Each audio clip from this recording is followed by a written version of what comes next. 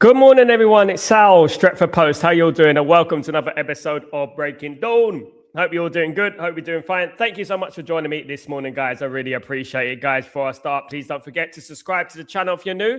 And also, don't forget to smash a like. If you guys can do that for me, it'd be absolutely fantastic. Let's get to the 50 like fierce hold. Is it fierce hold? Before the end of the show, guys, we can do that. Ultimately, 100 would be great, wouldn't it? Or more. You never know, guys. Thank you, everyone, for joining me. Of course, guys, really appreciate you. Of course. Now, guys, we're getting precariously close to the weekend for Michael Carrick's second game in charge of Manchester United on an interim basis. We are playing Arsenal on Sunday, which is a massive game, of course. And also, it is a game that could sort of answer a few questions for us. Obviously, there was a lot of questions after the Man City game, not least since Man City have played in Europe, where they got absolutely annihilated by Bodo Glimt. And it sort of took the shine. I wouldn't say that, actually. Let me rephrase. It sort of put weight onto the narrative that Man City were just awful. And I want to see Man United playing against a team like Arsenal and see how they do against a team like Arsenal. Of course, I know what Man United are going to do, how they're going to set up. I mean, I'm going to speak about that tomorrow on my match preview. But what I would say is this, is that, you know, it is very easy to get carried away. It is. And a lot of people did get carried away. And we played a counter-attacking football.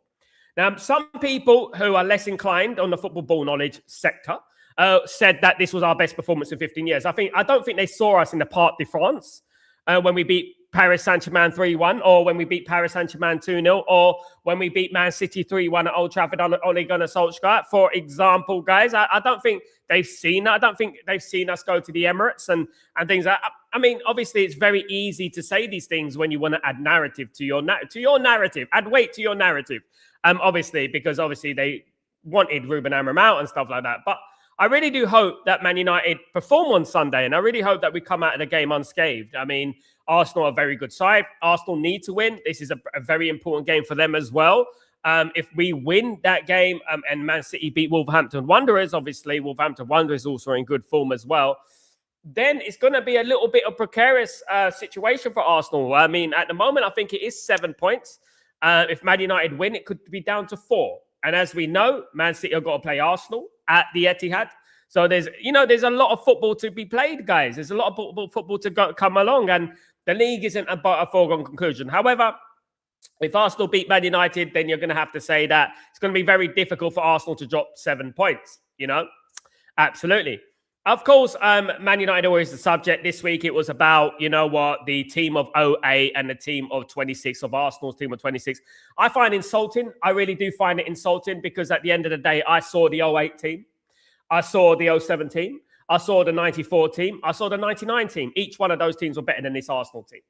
The top 5 of 2008 would win the league now. And that is, guys, I'm saying that as a guy who's actually seen it. I haven't started watching football in 2000, guys, like those other content creators, right? I started watching football in the late 80s and 90s, and I know about football, and I see things from an objective point of view, because I have actually seen the levels that teams were back then. I worked in football, I played football and stuff like that. So I've actually seen the levels of what those teams were then. And if you're comparing one of the greatest teams, if not, I think the most talented team in Premier League history, which is 08, you are just on a delusional, recency biased path. And I think the World Cup, Walcott handled it very, very well. I think he did. I felt he handled it very well. I thought he understood. He knew. He knows that this team is much better than this team 26. Guys, Arsenal haven't even achieved anything yet. And anyway, football was much better then. And now it's just a bunch of athletes and things like that. Do you know what I mean? But anyway, let's get into that another day. What I want to talk about is a little bit of transfer news. Of course, I spoke a few weeks ago about Cole Palmer. And of course, Cole Palmer, who used to be in the Manchester City Academy, currently playing for Chelsea, is a very good player that Man United have been linked to in the past. Cole Palmer has made it openly clear he is a Manchester United fan. He has been a Manchester United fan for a very long time, of course, since he was born, some may say. But Man United have been interested in Cole Palmer, and Man United are looking at replacing Bruno Fernandes. Bruno Fernandes, of course, stayed at Manchester United this season because the World Cup, right? That was the reason that Bruno Fernandes stayed at Man United, because he wanted to stay in England, play in the Premier League before the World Cup to solidify his place in the World Cup, etc., and to maintain a certain level, if you know what I mean, rather than going to Saudi Arabia, for example, which obviously is not the same level as the Premier League. Now, it does look possible that Bruno Fernandes could leave in the summer. Now, there's talk about Bayern Munich. There's talk about going to Paris Saint-Germain. There's talk about going to Saudi Arabia. There is talk surrounding Bruno Fernandes at the moment. And, why would Bruno Fernandes stay? When he was nearly going to go in the summer, why would he stay? What gives you the reason that Bruno Fernandes will stay at Man United? Bruno Fernandes has done phenomenally well at Man United. In fact, he's been probably Man United's best signing since post-Sir Alex Ferguson. And I respect him immensely, especially I know the family. I've worked with his brother. I've done that, you know what I mean? So I have nothing but love for Bruno Fernandes. However, what I would say is that, Man United need to look at moving on and they need to focus on what is going to come in the future. Now, there were talks about Kenan Yildiz. Now, Kenan Yildiz is one of my favorite players, of course, in the modern day, currently playing for Juventus. I followed his career since he was playing at Juventus New Generation, since he was at the youth team and upcoming. And he's one of the players that have been earmarked as a possible replacement for Bruno Fernandes. But he will cost in a similar region as Cole Palmer. And Man United do need to think about replacing Bruno Fernandes. Now, guys, I know we're going to talk about, obviously, attackers. We need midfielders. I absolutely understand that. I know Man United need midfielders. Man United do need midfielders, but, but we do need to replace Bruno Fernandes as well. A lot of people talk about Ahmad. Ahmad, guys, is not Cole Palmer. Cole Palmer is a guy who can thread the eye of a needle pass. And that's what Man United missed, the eye of a needle pass. Ahmad is a winger. He's not a guy who's finesse, who can get you, you know what I mean, who can thread the eye of a needle pass. And he's a completely different player to the likes of Mbeumo. We need a similar player to Bruno Fernandes. We need a player that, can do that thread of the needle, eye of a needle pass and things like that. And that is a specialist thing. For example, the pass that Bruno played to Mbeumo against Manchester City, that sort of thing, if you know what I mean. And I think that's what Man United need. If Bruno leaves, he needs to be replaced. Look, we should never, ever say we're not going to do something. And let me tell you why we shouldn't do that. Ineos have got the money. And why we shouldn't say never, never, right, is because they love that. Because it lowers expectation. I don't know how many times I have to repeat myself. It lowers expectation, guys, right? It lowers expectation. When you lower expectation, they will go by your expectation. Remember, Ineos and the Glazers are looking to get the maximum from minimum. Right, the maximum from minimum. So if we say now we can't get Cole Palmer, we can't get this player, it's a myth. It's not possible. You're playing perfectly into the hands of the Glazers and Ineos. That's what you're doing. You know what I mean? You're perfectly guys. You are falling for the old trick. So you've got to have your expectations high, just like the managerial appointments and things like that. Should we be happy with Michael Carrick? Because Michael Carrick won one game against Man City, and all of a sudden he's the best manager since, who's it? Who's a great manager? Zinedine Zidane or Carlo Ancelotti? He played a counter-attacking style against Man City, just like we did under Ole Gunnar Solskjaer, and beat Man City on more than one occasion. You know what I mean? So what I would say is this, right? We need to keep down, but also we need to keep the expectations high. Never, ever say that no one is going to come to Manchester United. We are the biggest club in England. Right? I don't care about what's happening recently. We are one of the biggest clubs in Europe. Never lower expectations. I've said this from the beginning, guys. Never. Because they would love that. They love you. They love you. Keep your expectations low. Stay down there. Don't bring your expectations high. Because if you expect low, you will get low. Let me tell you that. And not only in football, in any business in the world. You expect low. If I woke up one morning, guys, when I was doing music and I said, I would never work with a platinum selling artist. No chance. I'm from a little council estate projects in London. How am I going to get there? Would I get there? Would I get there? No, I won't, would I? Because my expectations are low. It's a mentality thing. You always need to keep your mentality high. You always need to keep your expectations high. If we have a low morale, you know what? They're going to feed off that like vultures because that's what these billionaires do. We need to keep a high expectation and we need to put the pressure on the Glazers and Ineos to improve this squad. And if Bruno Fernandes leaves, we want to see fit and ready players to come in. I don't want to see players that are project players. I don't want to see that. I want to see a player coming in that is going to replace him, that is going to be up to the standard that we require to get us to where we should be, which is challenging for the league titles, guys. Now, of course, Cole Palmer is a Manchester United fan. That does add weight to it. Cole Palmer is looking for a way out of Chelsea, according to rumours. He's looking for a way out of Chelsea at the moment. Has become a little bit disillusioned by things at Chelsea. And when you look at Chelsea, it is a bit of a circus at the moment, if you're being honest with yourselves. It is a bit of a circus. It doesn't look great at Chelsea at the moment. I'm looking at Chelsea. I'm looking at the manager. That manager doesn't fill me with inspiration. You know, that manager thinks because he was the prefect, he was the captain in his under-14s football team that is going to be a successful manager. That is what the vibes that manager gives me. You know what I mean? At the end of the day. So what I would say is this, right? I would say don't lower your expectations. It could, you know, you never know. Of course, I'm not delusional. Of course. I know things are difficult under this ownership, and whatever we do, it's going to be difficult. But that doesn't mean to say that we lower our expectations. We always keep our expectations high. We always keep it at a level. As a guy, support Man United since the late 80s, guys. Some of you guys didn't know what football was in the late 80s. And I'm telling you this, right? As a guy supporting Man United since the late 80s, respectfully, keep your expectations high. We came from adversity. You know what? We can get, we can attract these players. Of course, does depend on Man United as well by qualifying for Europe. Now, how do we qualify for Europe? Y'all hear you scream. Well, Manchester United have been looking at midfielders. Have been looking at players that can possibly come in. One of the players is Mikel Oyarzabal. Now, Mikel Oyarzabal is a Real Sociedad player, centre forward, winger, midfielder. Guys, very versatile player that can possibly come in. He's very expensive.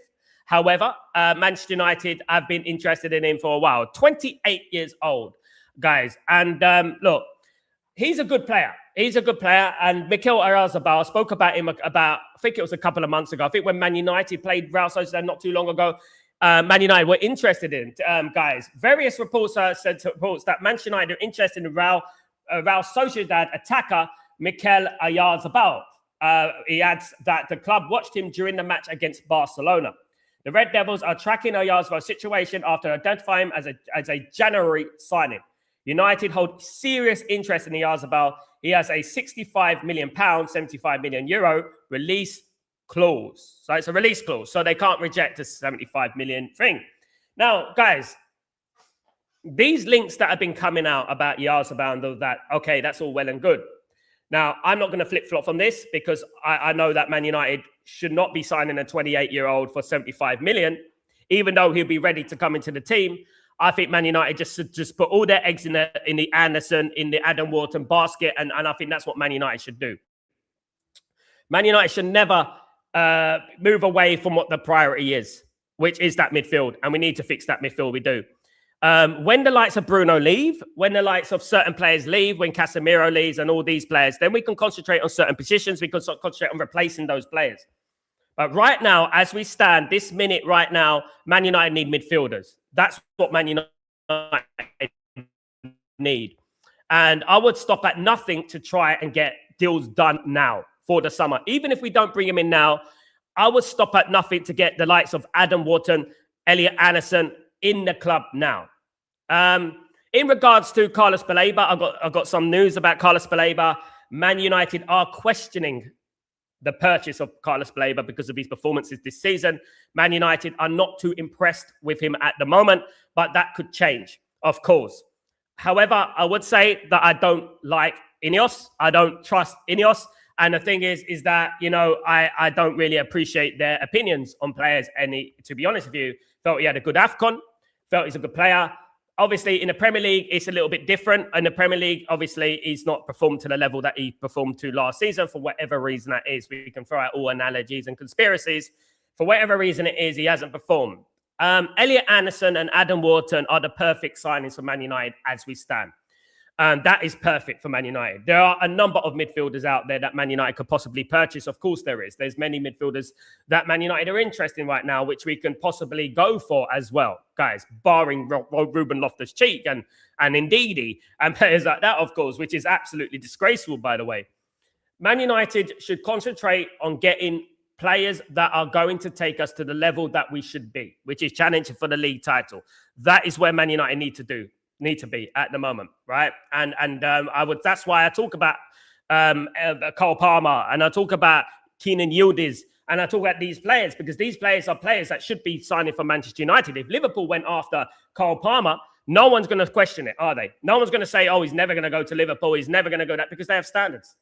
You know, if he goes to Chelsea, if he plays for that, if he goes to Man City or something, no one's going to say anything, you know, because they have standards, and we don't question their standards. We should never question our standards.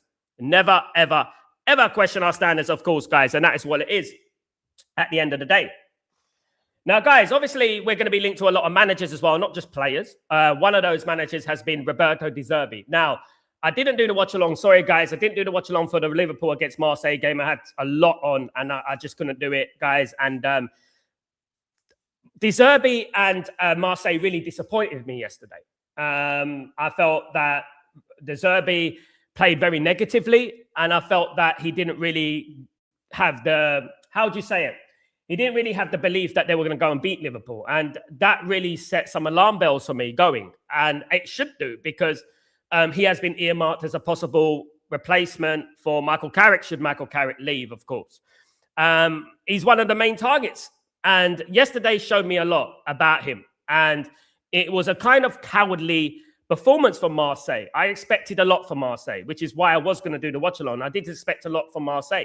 Marseille have a decent side. They're a decent team. I did have expectations for them, but they really let me down yesterday. And when I look at that Roberto De Zerbi now, I've sort of got a different vibe about him now. And because at the end of the day, you can only judge someone by what you've seen the last game. Of course, I haven't been out there studying De Zerbi. I know that Marseille play a brand of football. That's good football. But at the same time, you know, you can only judge him on the big games. And the big game was yesterday against Liverpool, where Marseille needed a result, by the way. And it was an awful performance to lose 3-0 at home to Liverpool. This Liverpool, Arne Slot Liverpool, it set alarm bells off for me. It really did set alarm bells off for me, you know. And I would say that, you know, that has put a lot of doubt in my mind. It has put a lot of doubt in my mind, because, you know, we can't take these monumental risks right now. If it doesn't work out for Carrick, and boy, oh boy, I hope it works out for Carrick. And I hope Carrick is a legend. He is a legend. And I hope he does well for Manchester United as a manager. I really do. Right? I hope it's not predictable. Right? I hope we actually go on a run and win some football matches. That would be fantastic. We only got 16 games left. Let's see if we can get into that Champions League position. Right? And if he does that, then obviously it's going to be very difficult not to give him the job. I would say that to you. Whether it's right or wrong, it's going to be very difficult not to give Michael Carrick the job at Manchester United if he gets into the Champions League. We all know that, don't we, guys? You know what I mean? So, especially with Ineos, they're going to be easily persuaded. The fan base, social media, everything's going to be buzzing around Michael Carrick. Probably be a couple of more songs as well, guys, at the end of the day. So what I would say is this, right? If Michael Carrick doesn't get the job, I've said it already, guys.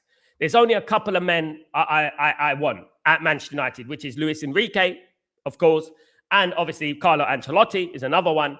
Guys, Zinedine Zidane, obviously, is a different kind of kettle of fish. Obviously, his reputation and stuff like that with English football, he doesn't really want to come to the Premier League. I mean, over the years, he has said that, you know what, he's not interested in playing the Premier League, even as a player. I mean, if I remember rightly, when Man United were playing in the 90s and Zinedine Zidane was playing, and Zinedine Zidane was the best player in the world, you know, he never wanted to go to the Premier League. And that obviously, I don't know whether that's a bitter thing. I don't know whether it's something around that realms of being bitter, but he never was interested in going to the Premier League, guys. And yeah, look, you know, what I would say is that Zinedine Zidane, Ancelotti, and Luis Enrique are the only ones that I would probably look at and bring it in at the moment, guys. There's no one really that I look at that I think, yeah, he's going to be great. Look, people can mention Conte.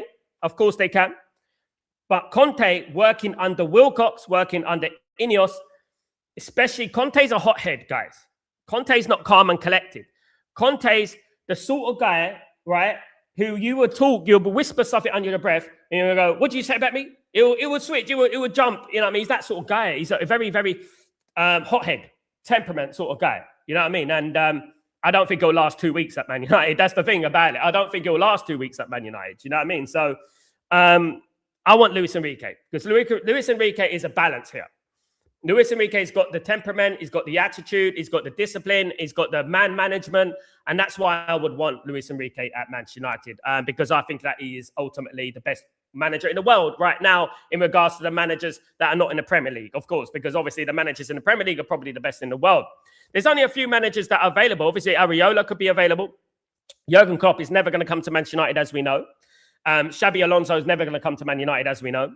There's only a few guys. And when you look at the managers, Ancelotti will be available, guys. Ancelotti will be like a guy that can come in and obviously steady the ship sort of thing, maybe like that. But Ancelotti, obviously 66 years old, is not going to be someone that's going to come in and make a game-changing, like for a long-term sort of thing, if you know what I mean. Let me just say hello to the community. Hope you're all doing well. Welcome, everyone. Welcome, everyone. Big up, everyone. Albie, you legend. Hope you're doing well. Good to see Albie in the house, of course, guys. Good to see you. Big up, Alison. Good to see you. I don't know why I always say Asen. Big up, Alison. Hope you're doing well. Good to see you. Big up, everyone. Big up, Benny, the legend. What's going on, my friend? Hope you're doing well. Let me just say good morning to Scotty, my guy. Big up, Scotty. How you doing, my friend? Hope you're doing well. Good to see you. Now, look, there's a lot of it, obviously, disagreements and stuff like that around Man United, around players that we're going to bring in. Look, as I said at the beginning of the show, guys, I said it at the beginning of the show. Do not lower your expectations. Do not let them get away with that. Do not let them get away with expectations because Man United need to maintain a level. All right. So if we are linked to Cole Palmer, we are linked to Cole Palmer. We push it and we say, yeah, why can't we get Cole Palmer? Why can't we get Keenan Yildiz? Why can't we get these players? Do you know what I mean? At the end of the day. Good morning. Guys, if you're a United fan, never call United Man U. Do your research, please. Yeah, but, you know, some people are unaware of that, by the way. Well, the Man U thing comes from years and years ago. It was an insult to Man United from back in the day. I think it was after the Munich disaster. If you know about it, if you know, you know. Man U was always seen as a bit of a diss, guys. Bruno ain't leaving mid-season. I don't think anyone said he was, of course. Good morning, Sanjay. Big up, my friend. Sanjay, hope you're doing well. Good to see you, of course. Big up, Ephraim, how you doing? Big up, Kenny, how you doing? I hope you're doing well. Big up, Sal. Is that the Netherlands jersey? No, it's not actually. It's not. It does look like it, doesn't it? It looks like the 1970s Netherlands jersey, but absolutely not. No, I ain't wearing a Netherlands jersey today. It's just a normal jersey. It's just a normal shirt. Just a normal one. I thought I'd wear orange today. You've been tangoed. There you go. I take Palmer in a heartbeat, quality player. Absolutely. So if it's going to replace Bruno Fernandes, and this is what I'm talking about, people need to differentiate between what is a runner and a creative player. Like, for example, let me give you an example. There's a Rashford and there's a Teddy Sheringham. You know what I mean? There's a how do you say it? There's a Aaron Lennon and there's a Dimitar Berbatov, all playing similar positions, right? But different players for different things. You know, when you need a certain tool in the team. Ahmad is not going to be that guy to thread a through pass with the eye of a needle through to the attacker. He's not going to be that guy who's going to thread a through pass to the eye of the needle to the attacker. He's going to be a cut in, run, cut in, perfect counter-attacking player. So obviously I'm going to have to look at that. You know what I mean?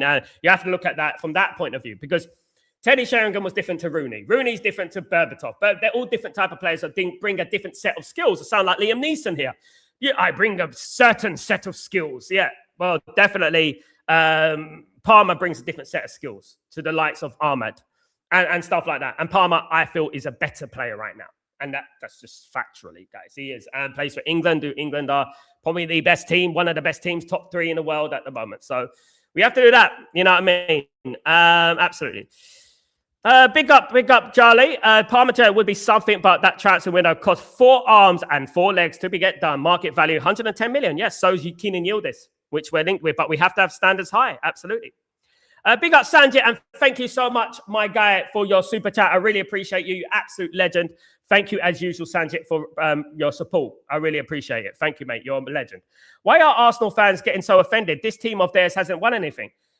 You know, let me tell you, Sanjay, you're absolutely right. They do get offended by everything at the end of the day. So you're absolutely right. Look, it's not an insult to say that the 2008 Manchester United team, who won a three-peat, by the way, a three-peat, a Champions League, got to another Champions League final, right, and smashed a better Arsenal team off the park in the Champions League semi-final, right? A team that included Van Persie and Fabregas and players like that, right?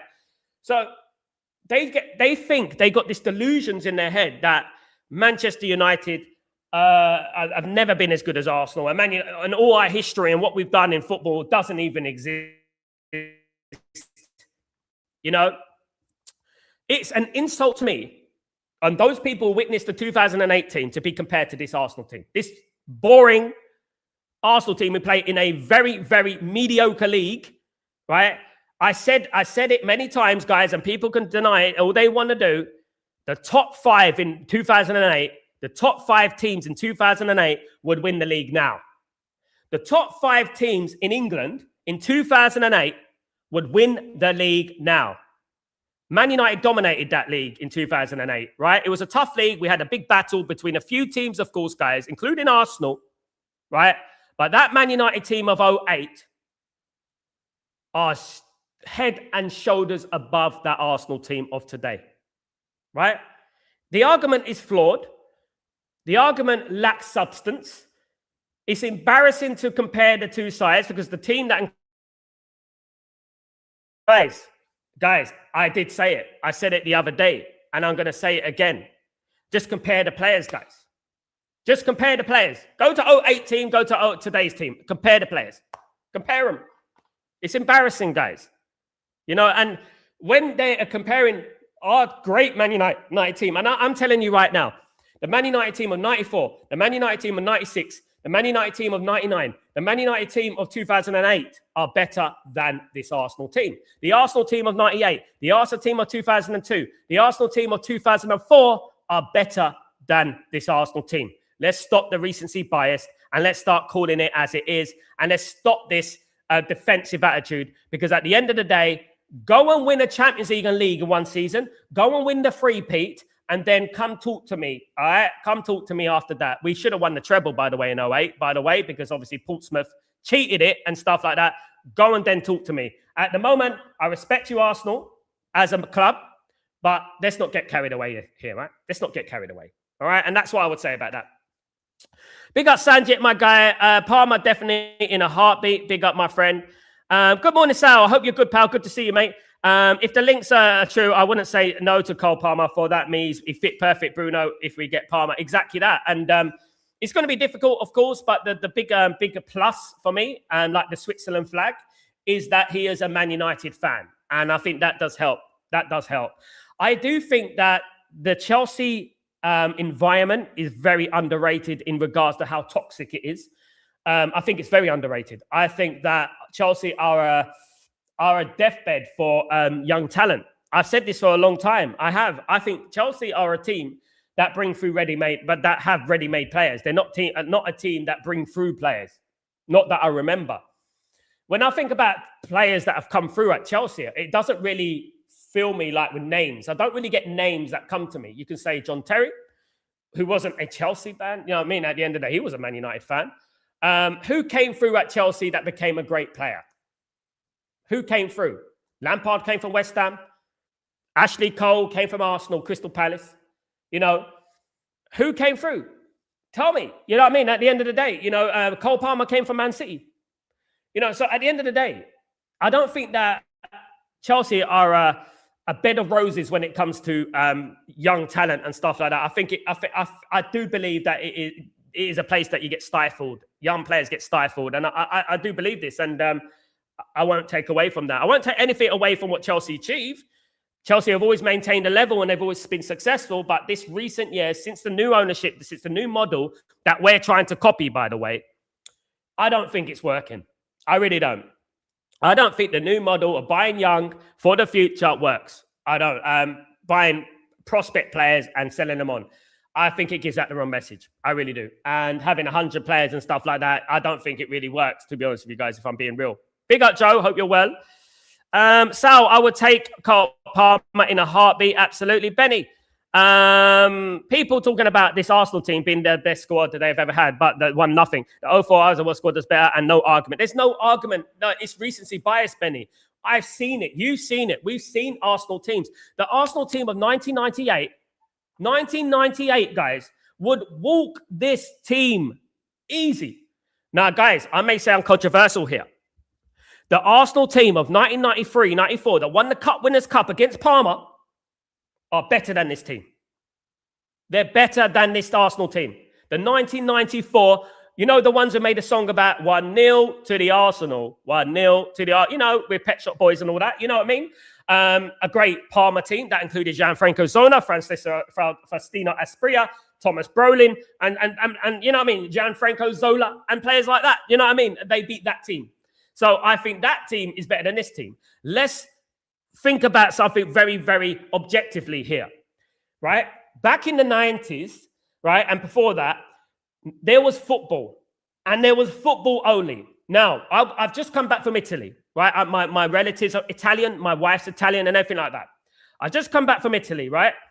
And the common demeanor here, the common vibe, the common narrative is that people come home, right? And all my nephews are young. People come home and they're straight on their phones, they're straight on their iPads, they're straight on their iPhones, right? They're not picking up a football. Back in the old days, guys, they were picking up a football. They were picking up a football. They were looking to play football just like I was. I mean, football has regressed now because basically people have other interests. Football isn't on the top of the tree now. Football is like, oh, it's third, fourth, fifth, sixth option. Should we go out and play football? Nah, it's cold. When back in my day, you know what I mean? We had football. That's all we had. And so don't tell me that talent hasn't regressed. When all we did was play football. Guys. All we did was play football. Guys, you know, this Arsenal team are a good team, but let's not get revisionism here. You know, delusional with the revisionism. Let's not forget about what happened in the past. Let's not be recency biased, because we know who witnessed football from many, many years ago that this Arsenal team wouldn't even touch the 2004 team, the 98 team, the 94 team, the 2002 team. And I've seen them all. Let's be real here. Look at that Champions League group, guys. Look at it. Look at that Champions League, guys. Every single one of those teams from the bottom all the way to about 8th, Man United could defeat. Paphos, Sparta Prague, Karabag, Kaiti. Guys, this doesn't sound like a Champions League to me. You know what I mean? This is not a Champions League. This Champions League has been so diluted. It's unbelievable. It's basically teams I have never heard of. You know, guys, honestly, and look, you do get your Real Madrid, you get your Bayern Munich, but top 8 qualify anyway. You know what I mean? At the end of the day, it's ridiculous. Cole Palmer would be 23. Perfect. Absolutely, Benny. Absolutely. Kenny, we are beating Arsenal this week. Come on, Kenny. We're beating Arsenal this week. Guys, don't forget my match preview, guys. And don't forget, guys, later on today, I've got the notorious Jamie Jackson on the show, guys. I'm going to send a link after the show. I've got Jamie Jackson on the show. Of course, Jamie Jackson is the guy who asked all those press conference questions, those difficult questions to Ruben Amorim. It was Jamie Jackson who asked those questions. The questions about, you know what, the future of Man United, which obviously led to Ruben Amorim's dismissal, Jamie Jackson. So I've got him on the show later on today, guys. Don't forget to join me for that. Get your questions in. Join me live. Guys, it's going to be fun. It's going to be fun. Absolutely. Anyone but Fulham about, absolutely, mate. Yale, he does not want to come to Manchester. He should not have signed that crazy 9-year contract which ends in 2030. If we can get him, we should break the bank to do so, Yale. We should have the expectations that are high as well. Ephraim, Sal, your t-shirt is very beautiful. Thank you, man. Thank you. I mean, I haven't done the upper button. I don't want to look like a granny. So I haven't done the upper button yet at the end of the day. But thank you so much for your compliment. I really appreciate it. Good morning, F. Sam. How you doing, my friend? I'm very well, thank you. Hope you're well too. Benny, 83 in the house, only 9 likes. What's going on, guys? 50 likes is the minimum, guys. What's going on? Look, right now we got 99 problems, but ain't one. But it certainly is the like situation, because that is a problem right now, guys. As JC's once said, that is a problem. We need more likes, guys. Come on, let's get the likes up. Like it. I like it a lot. Come on, guys. Smash that like. Let's get the likes up for Stretford Post, guys. Let's do that. Absolutely. Mark, I can't see anyone's buying anyone for Carrick. He'll be gone in a few months. You think so, Mark? Don't put your bets on.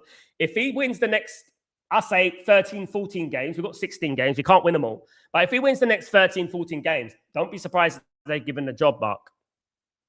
He's cheap, he's vibes, and he's easy to deal with. I think that is what attracts Ineos to him. Me, myself, I don't think if he wins like that many games, you can not dismiss, but part ways with Michael Carrick. It's going to be very difficult. And let me tell you something, Mark. Let me just clear this up for you. And I don't think people are quite understanding this, right? The manager doesn't pick the players. The manager does not pick the players. Vivel, Wilcox, and Barada pick the players. They pick the players. So their idea of football is their idea. They don't care who the manager is. It's their idea. You know what I mean? The manager has a little say. What do you think of this player? All right, he's good. Anyway, it doesn't matter. We go there.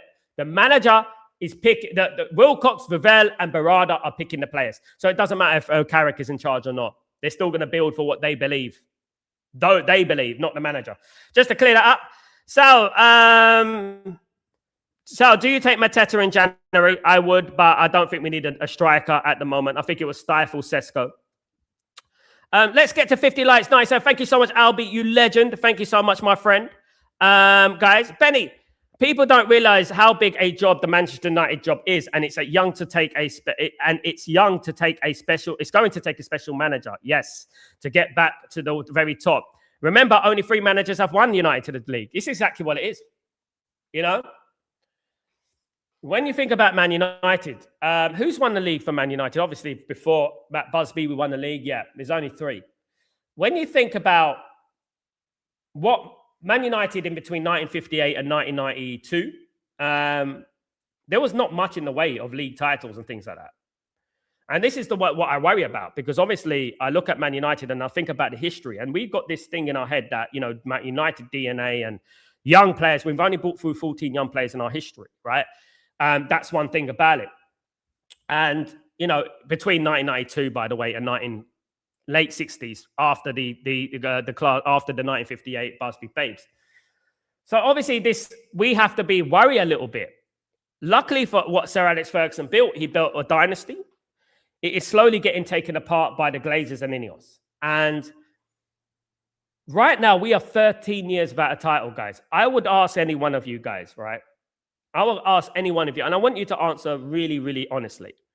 If someone came to you in 2013 and said to you, Sal, Benny, Albie, Ephraim, Scott, you're not going to win another title for another 13 years, and you'll still be waiting, you would have thought they're absolutely barking mad.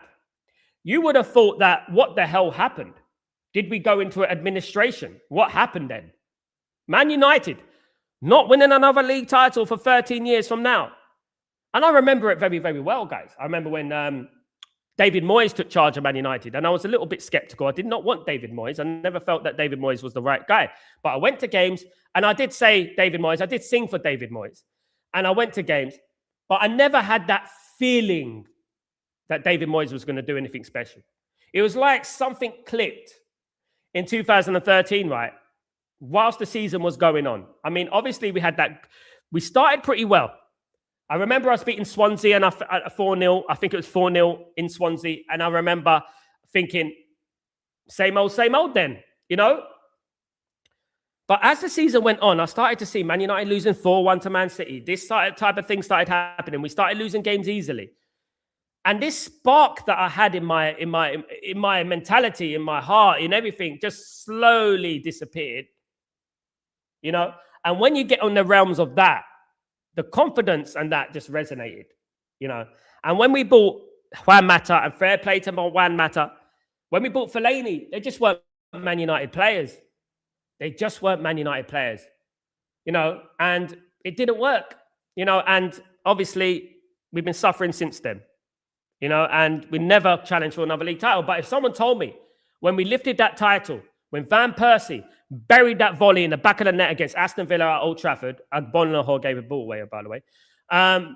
Someone told me then that, man, enjoy it, because you'll be in 2026 and you'll still be waiting for number 21. I would be saying that, mate, you are absolutely having a laugh here. You're having a laugh. Never. Never say never in football, man. Never say never. Big Dan, what's going on, my friend? Hope you're doing well. Morning, my friend. United are saving money on Onana, Sancho, Rashford. We sold Anthony and then getting Højlund fee. The owners think we are thick. Exactly that. Thank you so much, Dan. Thank you so much. Think we are thick. That's a lot of money. What's happened with that money? What's happened to the 62 million that we were supposed to spend on Semenyo, by the way? You know what I mean? Exactly that, Dan. Drop the mic, Dan, because at the end of the day, we should never forget these things. Right? Never forget these things. People, listen, billionaires will always act like they're broke. This is what billionaires do, guys. They act like they're broke to subconsciously put in your head that we broke. We got no money. And the minions, they fall for it. They fall for it. And they, and then obviously they win. The Glazers win and they'll say, well, we're gonna go broke by December. Oh yeah, but you can still find 200 million to spend in the transfer market, can't you? Well, we're gonna go broke by December. I'm baffled, guys, by people who fall for this. I mean, I haven't had answers about what happened to the 4 billion that Jim Ratcliffe was going to buy Chelsea for. I haven't had the answer for that one yet. That old chestnut, I haven't had the answer for that one yet. You know what I mean? They've got money. Anthony, Højlund, Rashford, as you said there, guys. Sancho's leaving. The wages will be saved on Sancho. How much is Sancho earning? 300 bags a week. The wages are going to be saved on Sancho. Let's not forget, Dan, that there's certain players that are going to leave. Maguire may leave as well. You know what I mean? And there's certain players that Collier may leave. There's players there that are going to leave that, we don't know yet that are going to leave. I'm hearing Luke Shaw might be out the door. I'm hearing things like that. That'd be the day, wouldn't it? I'm hearing things like, let's not forget about Lindelof. What happened to the Lindelof? Lindelof left. Varane left. How much money were they earning a week? Let's always hold them accountable. They're liars, they're manipulators, they're bribers, they're frauds. They will do what they have to do to make you think that we are broke and that we got no money. This is what these people do. This is what billionaires do, guys. Carrick could be to us what Arteta is to Arsenal. Absolutely, Albie, and I really hope that is the case. However, the difference between Carrick and Arteta was backed. Arteta had $1 billion spent on him, right? Arteta was allowed to get rid of Aubameyang, Abruma Bumperclot Yang, a big fan favorite, right? He was allowed to get rid of all these players, fan favorites, and he was allowed to build his own team. Would Carrick be allowed to do that? And this is my biggest question. I would love Carrick to be successful at Man United. I would love Carrick to take us to the promised land because I think Carrick was Man United captain. He stood up to take a penalty in the 2008 Champions League final, right? I would love him to become successful. I really would love him to be the Man United manager, but we have to think about things realistically. Are Ineos going to give him the tools to do that, both in and out? In and out. For example, guys, I'll give you an example, right? Say Michael Carrick. I'm just playing devil's advocate here, guys, right? But just say Michael Carrick, right, says to Ineos and the Glazers, and they're about to give him the job. He goes, oh, I'd love to do the job full time. Let's not forget, he has said he doesn't want to be Man United manager at the moment. Let's remember that as well. But anyway, let's say this, right? Let's say that he's offered the job, and he says to Ineos, I'm happy to take the job. I'm honored, but I'm not feeling Cunha. Right? I'm just saying devil's advocate. Can we sell Cunha and bring someone else in? Oh, but we just signed him. But I want to build my own team. I want to bring in that player instead. You know what I mean? And I love Cunha, by the way. It's nothing to do. I'm just bringing him as an example. Would he be given the tools to do that? Would he be allowed to do that? You know what I mean? And that's the key here. Arteta was allowed to do what he wanted to do. If you go back and scroll back and look at the Arteta side when he came into Arsenal and look at it now, we've still got players playing for Man United who have been playing for Man United since 2014, 13, 14, guys. It's unbelievable. You know what I mean? Unbelievable. Big up my guy, Scott. What's going on, Scott? Good morning. Hope you're doing well, Scott. Good to see you, brother. Hope you're well, of course. If we win at the weekend, we should believe we can run down Arsenal as it will be only 12 points. We all know they bottle it when it matters. Bigger Albie. There's a few teams in the Premier League, Albie, that I look at and I look at the beginning of the season, and one of them is Arsenal. I tell you honestly, I hate losing to Arsenal. I hate it with a passion. So you guys who do it, we're going to join me for the watch along on Sunday. Please be sympathetic, because at the end of the day, if we don't beat Arsenal, I'm going to be absolutely throwing this laptop out of my window. I do not want us to lose to Arsenal. I do not like the fans. I don't. And it stems way back, guys. It goes way back into time. It goes way back into the early 90s, guys. In fact, late 80s. The vibes of Arsenal fans, please. Guys, I told you, they made a song about winning the Cup Winners' Cup. The Cup Winners' Cup don't exist anymore. The Cup Winners' Cup you used to get into if you won the League Cup and the FA Cup, I believe. You know, they made a song about that. Let's not let them win that league, guys. Let's not, look, forget about that. We can't handle what they're going to do in the league, but let's just not lose to them on Sunday, guys.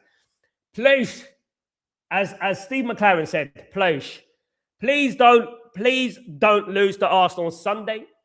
I'm relying on you. I'm banking on you. Guys, I've got my hope in you, Carrick. Carrick, I love you long time. If you don't lose to Arsenal, just don't lose. Don't lose. I'll take a draw, move on to Fulham, beat Fulham, right? There's a few games that are going to be difficult for Man United coming up. One of them is Arsenal away. The other one is obviously Newcastle away, which we notoriously recently have done badly in. Kenny, I honestly think that Man City and Aston Villa won't step up the league. Why can't we step up? We can go on a run. Kenny, in football, anything is possible. I do believe we got 16 games to go, and I said that these 16 games we have to treat like finals. And I think we do. I think we have to treat every single game that is coming up like an FA Cup final. Honestly, or any final, whatever it is. Because we have to. You know, we've only got 16 games left. Sadly, Man United are only playing 40 games this season. It's an absolute disgrace. It is. Since 1914, 1915 season, that happened, you know. And that was during the war. What I would say is this, right? You never know what happens in football. Magic things have happened in football. Man United lost the league title with 1 month to go when we were 8 points clear. With 1 month to go. 1 month. Man United overturned a 16-point deficit from Newcastle in the league. 16 points. It was 12 points in January, I think. They overtook them. You never know what happens in football. Man United not going to win the league. I know that. I'm not delusional. But Man United can qualify for the Champions League. They can. And we have to believe that. And if we don't believe it, who's going to believe it? Because if we lower our expectations, again, that's a Glinios thing. Lowering expectations is a Glazonomic thing, because the lower our expectations, the less they have to spend because the expectations are low. And that's what I've always said. It's the reverse. You have to be a psychologist to support Man United these days. That is what I'm talking about, guys. We have to keep the standards. We have to keep believing that we can get to the level that we want to get to. Absolutely. Scott, you know the whole managerial debate is going to come down to, will the Glinios give the power to next manager? Exactly that. Thank you, Scott. I said it. Give the power to the next manager. Any reputable manager will not want to be a coach. And this is the thing, Scott, and this is the big catch-22 here, pal. You know, that we can have any manager. We can have Luis Enrique. We can have De Zerbi. We can have Zinedine Zidane. But what's the most exciting thing about being a football manager? What's the most exciting thing? If you were a football manager, right, what's the most exciting thing about it? Building your own team, right? Picking your players. Who on their right mind will come into this football club and think, right, I come to Man United, but I want to pick my players. I want to pick my players. Oh, but Wilcox is in charge of that. No. Then we ain't got a deal. I need to pick my players. You can give me advice and I can give you advice, but I want to ultimately pick my players. You know what I mean? And absolutely. If I was Luis Enrique, for example, I would say, right, give me the contract. I want to add on the contract that I am responsible for team selection and I am responsible for picking the players that I want to pick. You know what I mean? And that's what I would do. Honestly, I would do that, you know, put it on the contract. Wilcox is a big problem at Man United. Wilcox is an egotistical maniac. He's got delusions of grandeur. Delusions. You know, some people like that are very dangerous because let me tell you something about people like that. You know, the worst thing to do to a guy like that is to hurt their ego. And it's a bit like what's going on with Pep Guardiola. And a few days ago, I spoke about Pep Guardiola, and I spoke about Pep Guardiola's mental state and stuff like that, which I've heard he's not in good place, right? Mentally. I think when your ego is hurt a little bit, I think it does affect you a lot. So I think that Wilcox is a dangerous guy. I do. I think he's a guy that could disrupt things, you know, and you know what he's done this season so far. It's been an absolute shambles, guys. You know, and this is the problem that I'm having with him, you know, and I think he needs to go. If we're going to bring any manager in, Jason Wilcox needs to go. Definitely. Because, guys, we're never going to get anywhere like that. Who is Jason Wilcox? Who? If he was so great, he'd still be at City. When I look at Jason Wilcox, I don't see Jason Wilcox the way other people see him. I remember when Jason Wilcox was a player, a good player, played for England. I was at one of the games he played for England. Jason Wilcox played for Blackburn, won the league for Blackburn, was a good player for Blackburn, right? But Jason Wilcox is a Man City lad. Jason Wilcox is a Leeds United lad, played for Leeds. You know? I see that. And I haven't forgotten that. I see that. You know?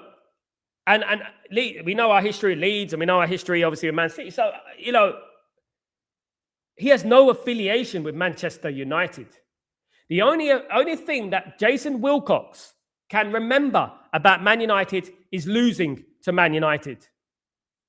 You think he has Man United in his heart? Absolutely not.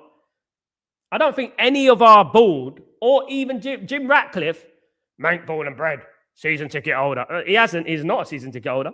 He's never been to Man United before the takeover.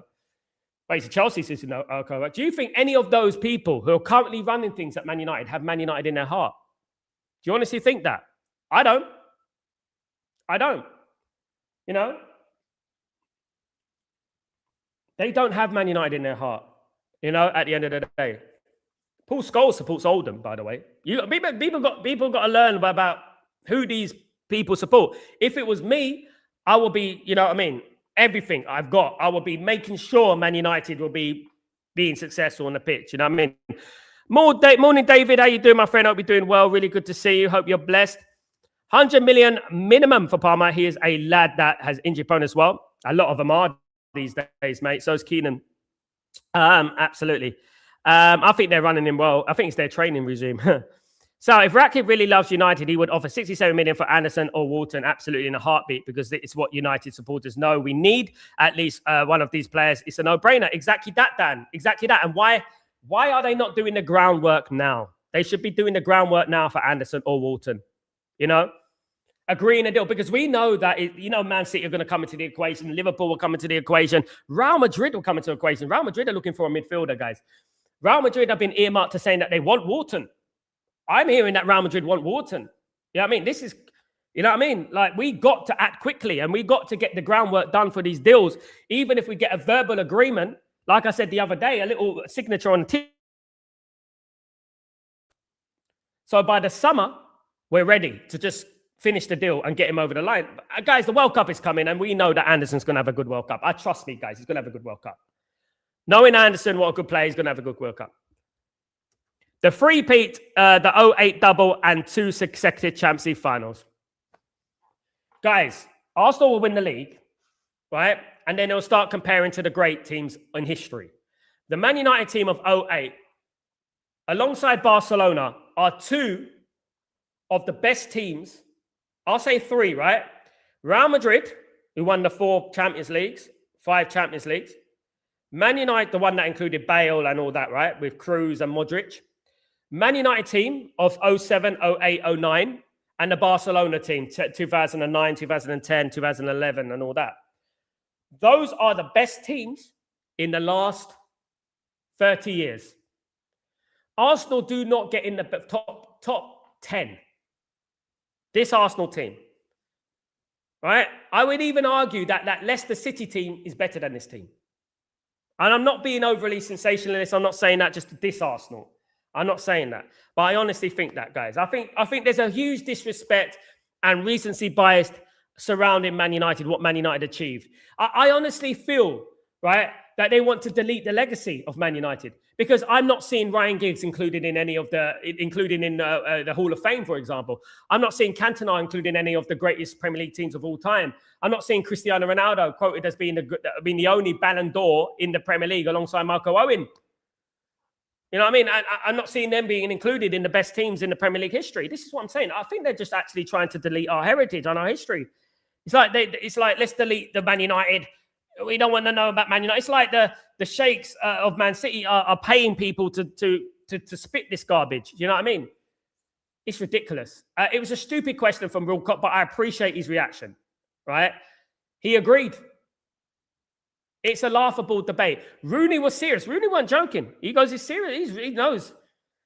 If Man United team of 08 came up against this Arsenal team right now, it would be Manchester United 5, Arsenal 0.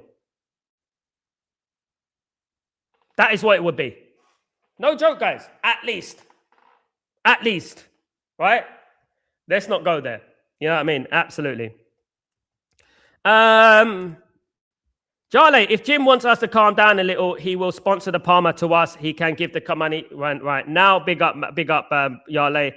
Good morning, man. How you doing, my friend? Hope you're doing well. Good morning, Sal. Arsenal fans are so deluded because this is the first time in 20 years they've had that they can win the league. Now they think that this team is the best since sliced bread. It's ridiculous. Absolutely stupid. After school, we went out and played from 3 in the day. Absolutely. And until 11, 12, until the lights came on, Yarley. That's what we used to do. Exactly that. Carrier bag sponsored by Tesco. There you go. Paphos, man. I thought they're sponsored by EasyJet. I thought he run EasyJet. Didn't Paphos support? I don't know, guys. At the end of the day, you know what I mean? What is it? What's that place? Zante. I mean, I thought it was a place. Paphos. Ain't they a clubbing place? I swear they are. Ironappa, Ain't it? They're in the Champions League, for goodness sake, guys. You know what I mean? Oh, God. Honest to God. We got MC Shank and MC Neat. Was it MC Neat and DJ? I don't know what it's Scrubs, whatever it is, man. Playing or getting the Champions League. Absolutely.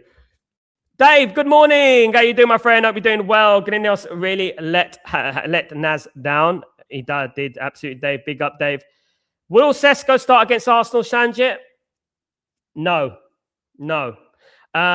He will not start against Arsenal. No. It will be the same team that played against Man City. And we'll do a similar formation as well, similar system. Ferguson, Busby, and Magnell have all one touch. Yes, indeed.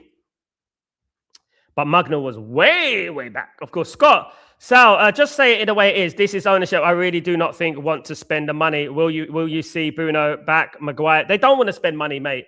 But that's not to say that we lower our expectations, Scott. We always have high expectations, regardless if it's realistic or delusional, whatever it is.